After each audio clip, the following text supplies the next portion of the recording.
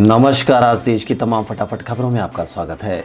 UP के योगी आदित्यनाथ सरकार ने कोरोना संक्रमण को देखते हुए प्रदेश में 30 सितंबर तक सभी प्रकार के सामाजिक और धार्मिक समारोह के आयोजन पर रोक लगा दी है।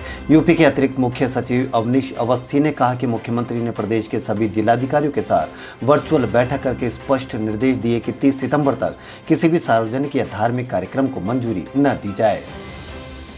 भारतीय कम्युनिस्ट पार्टी ने जीएसटी राजस्व की कमी के मामले पर शुक्रवार को केंद्र सरकार पर निशाना साधते हुए दावा किया कि सरकार उद्योगपतियों से मिलीभगत, नाकाम नीतियों और कठोर रवैये से अर्थव्यवस्था को बर्बाद करके भगवान को कोस रही है। वित्त मंत्री निर्मला सीतारमण ने गुरुवार को जीएसटी परिषद की 41वीं बैठक के बाद पत्रकारों से कहा था कि अर्थव्यवस्था कोविड-19 महामारी से प्रभावित हुई है, जो कि एक दैवीय घटना है और इससे चालू वित्त वर्ष में इसमें कॉन्ट्रैक्शन आएगा। फ्रांस से आए 5 राफेल विमान 10 सितंबर को एयरफोर्स में शामिल किए जाएंगे। रक्षा मंत्री राजनाथ सिंह की मौजूदगी में हरियाणा के अंबाला एयरबेस में कार्यक्रम होगा। फ्रांस के रक्षा मंत्री फ्लोरेंस पार्ले को चीफ गेस्ट के तौर पर आने का न्योता दिया जाएगा।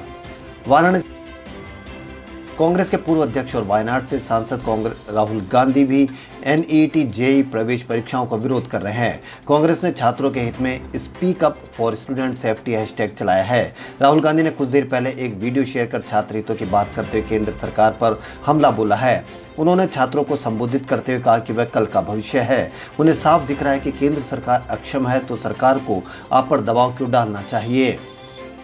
इसी में भीड़भाड़ वाले इलाके में बदमाशों ने दिन दहाड़े फायरिंग करके एक सनसनीखेज घटना को अंजाम दिया है।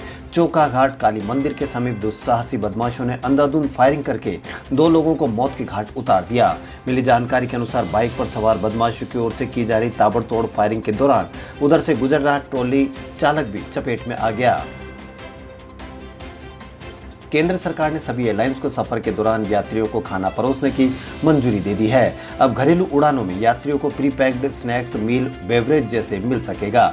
सरकारी आदेश के मुताबिक अंतर्राष्ट्रीय उड़ानों में हॉट मील भी मिल सकेगा। अगर कोई यात्री सफर के दौरान मास्क पहनने से इनकार करता है तो उसका नाम एयरलाइन द्वारा नो फ्लाई लिस्ट में भी डाला जा सकता है। इस साल के आखिरी महीने में संभावित बिहार विधानसभा के चुनाव को टालने की मांग वाली याचिका को सुप्रीम कोर्ट ने शुक्रवार को खारिज कर दिया। कोर्ट ने कहा कि कोरोना वायरस की वजह से बिहार में विधानसभा चुनाव नहीं रोके जा सकते हैं। केंद्रीय शिक्षा मंत्री ने रमेश पोखरियाल निशंक ने चंडीगढ़ विश्वविद्यालय द्वारा आयोजित शिक्षा संवाद के दौरान भारत के प्रसिद्ध शिक्षाविदों और विशेषज्ञों के साथ राष्ट्रीय शिक्षा नीति पर बातचीत की। इस दौरान उन्होंने नई शिक्षा नीति से जुड़ी जानकारी साझा की और उसके फायदे गिनाए।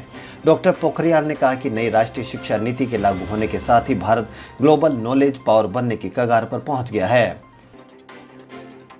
राजस्थान में छितराई बारिश का दौर जारी है, लेकिन भारी बारिश का दौर थमा हुआ है। हालांकि मौसम विभाग के अनुसार राज्य में शुक्रवार से मानसून फिर सक्रिय होगा और शनिवार और रविवार को जयपुर सहित पूरे प्रदेश में तेज बारिश हो सकती है। पिछले 24 घंटों में कई स्थानों पर बारिश हुई है। दिल्ली में शुक्रवार को खराब मौसम के चलते फ्लाइट संचालन प्रभावित हुआ। इस कारण 3 उड़ानों को जयपुर डाइवर्ट कर दिया गया। वहीं जयपुर एयरपोर्ट से 23 में से 19 फ्लाइट का ही संचालन हुआ, जबकि 4 रद्द कर दी गई।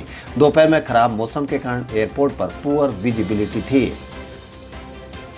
मुख्यमंत्री अशोक गहलोत राजस्थान ने शुक्रवार को भीलवाड़ा जिला दुग्ध उत्पादक सहकारी संघ के करीब 75 करोड़ रुपए की लागत से बनाए जाने वाले आधुनिक तकनीकी युक्त दुग्ध प्रोसेसिंग प्लांट का शिलान्यास किया।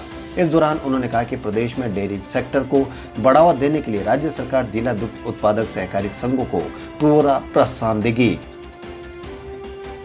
आईपीएल में महेंद्र सिंह धोनी की कप्तानी वाली टीम चेन्नई सुपर किंग्स के एक खिलाड़ी और 12 स्टाफ मेंबर को कोरोना हो गया। मीडिया रिपोर्ट्स में दावा किया गया है। चेन्नई की टीम 21 अगस्त को दुबई पहुंची थी। इसके बाद 6 दिन के लिए पूरी टीम को क्वारंटाइन किया गया था। चेन्नई की टीम को आज से प्रैक्टिस शुरू करनी थी। इस दौरान टीम का एक खिलाड़ी और सपोर्ट स्टाफ के 12 लोग पॉजिटिव आ गए।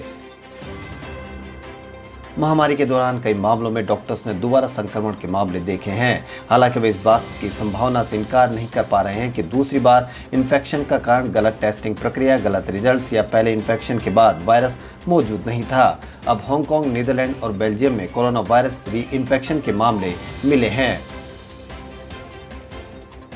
जापान के प्रधानमंत्री शिंजो आबे अपने पद से इस्तीफा दे दिया। उन्होंने शुक्रवार को प्रेस कॉन्फ्रेंस कर पद छोड़ने का ऐलान कर दिया। उन्होंने कहा कि मेरे कार्यकाल का भी 1 साल का समय बाकी है और कई चुनौतियों का पूरा करना बाकी है। हालांकि मैं नहीं चाहता कि मेरी सेहत की वजह से सरकार के कामकाज पर असर पड़े, इसलिए मैंने प्रधानमंत्री पद छोड़ने का फैसला किया है। 65 साल के आबे लंबे समय से पेट की जुड़ी बीमारी से जूझ रहे हैं। दिल्ली में जल्द ही कोरोना की टेस्टिंग दोगुनी की जा सकती है। उधर हरियाणा सरकार ने 22 अगस्त से शुरू किए गए वीकेंड लॉकडाउन का फैसला शुक्रवार को बदल दिया। व्यापारी वर्ग की मांग पर सरकार ने फैसला किया है कि अब शनिवार रविवार को नहीं बल्कि सोमवार और मंगलवार को लॉकडाउन होगा। इस दौरान सिर्फ जरूरी चीजों की दुकानें खुली रह सकेगी। खबरों फिलहाल इतना ही। यदि आपको हमारा चैनल पसंद आए तो लाइक, सब्सक्राइब और शेयर अवश्य करें। धन्यवाद।